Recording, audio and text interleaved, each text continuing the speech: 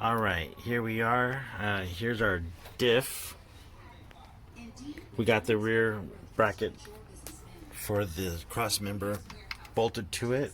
Sorry, was that kind of fast? We just need to cut our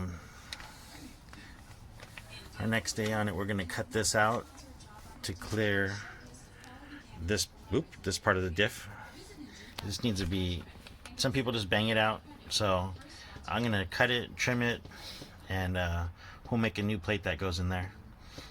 But this is where we're at, and you just saw the video on how we cleaned it. It's a lot better than it used to be, but we're going to clean it up some more. Even though it's under the car, we want it to look good. So here we are. The diff.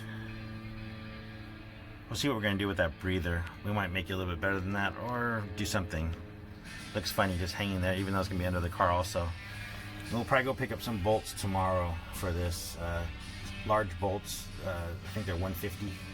12 by 125.